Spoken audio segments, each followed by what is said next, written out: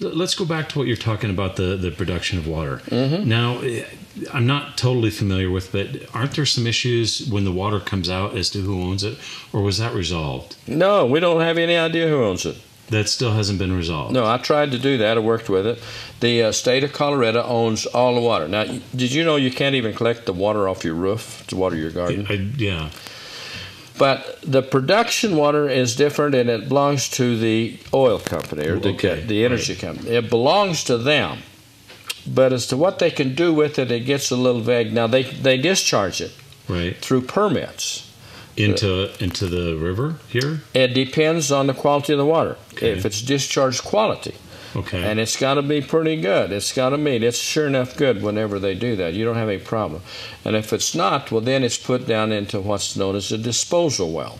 And a disposal well is usually an old gas well that's not producing, or not old, maybe it's a new one that doesn't produce. And that's a good thing, because people talk about putting that nasty water back ground. Well, you're putting the water back where it came from, which is a good thing. You haven't changed nothing. The water comes up with the production of the oil or the gas. Then the water's collected, then the gas goes the other way, and then that water's put back down right where it come from, which is a good thing. But with all of the water that's out there, I'm not saying let's take this water and start selling it at 7-Eleven. Let's look at it and see if we can develop our own industry. And start doing that. So I guess that leads us into what is the county's role in attracting new industry? Maybe you've touched on this a bit, but let's expand on that a little bit. The county's role is us knuckling down and doing it ourselves. Let's don't be selling our soul. Let's don't give tax breaks. Let's don't give low interest rate unless we give it to ourselves. That's the county's role, is to encourage us to do it. I'm sure there's some pretty sharp people out there. There's some sharp young folks out there that could come together. We got a college.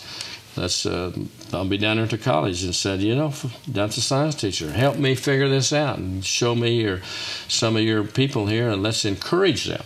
And let's start developing it right here. Be a research project for the college. Maybe we could even get some help on that. And we could do it here. Well, as a representative, you had a hand on the state budget, so do you think you could bring yourself down? I think the state budget's a little bit bigger than Los Animas County budget, isn't it? No, it's worse. No, it's worse. It's worse. I mean, but it's bigger, though. It's bigger. So it's big. Of course. But you have experience in looking that over and making decisions. I have, and it's not been heartwarming, let me tell you, brother. It'd be much better here because we're working with better people. Well, you went through some rough times. When you first got into office, our economy in 2005 probably, it hadn't turned on us yet. So it was a little bit easier, wasn't it?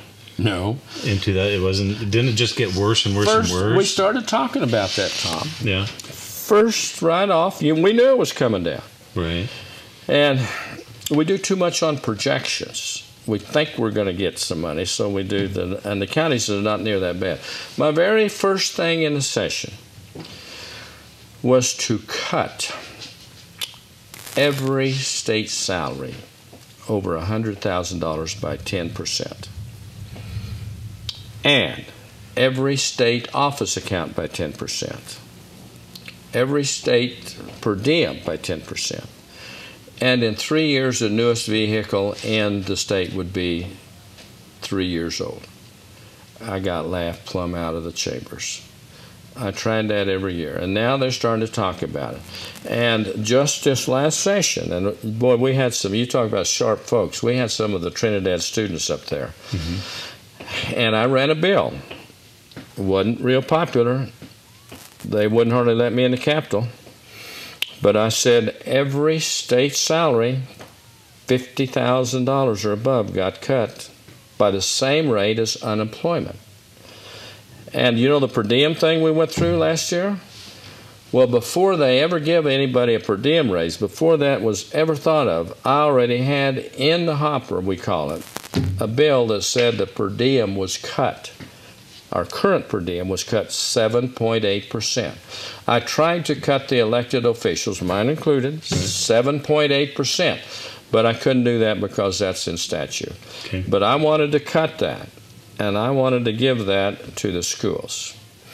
And do you know that bill was dead on arrival, and whenever your folks from Trinidad come up there and testified before that committee, it passed.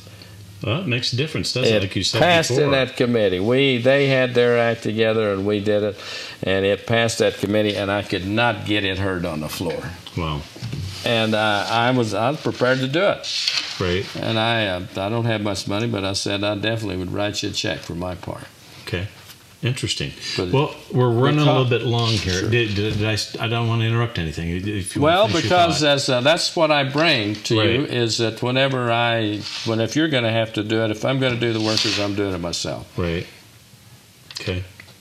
And it just makes me plumb mad whenever they give themselves a per diem raise, and they give themselves a bonus, and they give themselves a raise, and we lay people off. Yeah. That's not right. No, it's not. No.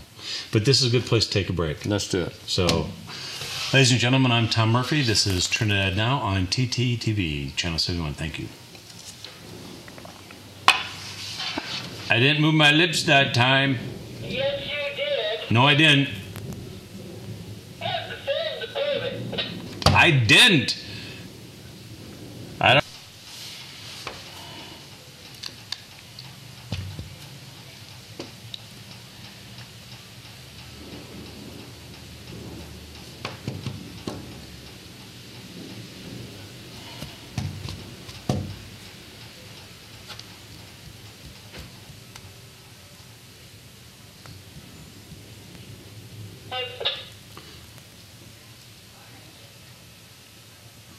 Welcome back, everyone. I'm Tom Murphy, and this is Trinidad Now on TTTV Channel 71. And we're also on YouTube now on Trinidad Times TV 71. You can find us there. If you go to YouTube and just Google that, or YouTube, you'll find it. Anyway, I'm back for our last segment. Tom, good to be here. Thank you, Wes. I appreciate it. We're going to get into some issues now that you and I have had a hand in, and the one issue that people in Trinidad seem to have a bit of resentment. And I'm not from Trinidad, so I've experienced it firsthand, but I can tell you I've had a couple people tell me, it's like, Wes McKinley, he's nothing but a carpetbagger. How do you respond to that? Bullshit. Yeah. A carpetbagger is someone that moved into the South whenever the war between the states was over, moved strictly in there so that he could get jobs for his relatives. Right. Well, I've been representing Los Animas County for 8 years, starting Piñon Canyon, and I didn't just move in here. Uncle Charlie's been here, family lives here, brothers lived here now. Right. And I wanted to live in Los Animas County. It's a lot more fun living in Los Animas County than it is 20 miles south of Walsh. Right. And I bring this experience because Los Animas County's got the property rights, the Piñon Canyon. It's got the oil and gas issues, which is what I've worked on, the production water that we've worked on, right, and a lot of the other things, and economic development. We talk about bringing the new business in. We've talked about developing new business. I want that. Education. We have the junior college here. I want to do some stuff to help the junior college, keep our junior colleges alive and well, because we're under attack from all areas. Got $2 million for them last year with the sale of the nursing home. If we had to work to get that, we wouldn't have had that $2 million. The guys in Denver would have took that $2 million. But because of Kester and I's efforts on that, we was able to save $2 million. Right. That's why I want to come in and be to Los Animas County. I like it here. Right. Well, I guess I'm somewhat of a carpetbagger too, although I've been here for 30 years. I guess anybody from outside Trinidad could be called a carpetbagger. That's an old term that's no longer in existence. It went away whenever the South and the North came together and we become one country. That's right. Then the term carpetbagger no longer existed whenever we unified and become America again. Unified, come together America. So the terms doesn't have any reference. I agree. But I think a little side issue here in Trinidad, we have a bit of civil war going on right now. And in the end, it's going to be people that are going to have to, we can't just rely on those born and raised here. We need an influx of people and money and everything else in order to make this work in this community. And you actually have been here in your family for a long time in this area. So you actually could claim some roots farther back than many other people. I'll tell you what, Tom, I've ridden a horse in the Trinidad more times in the last 8 years probably than anybody from out east. We do the Trinidad ride. Right.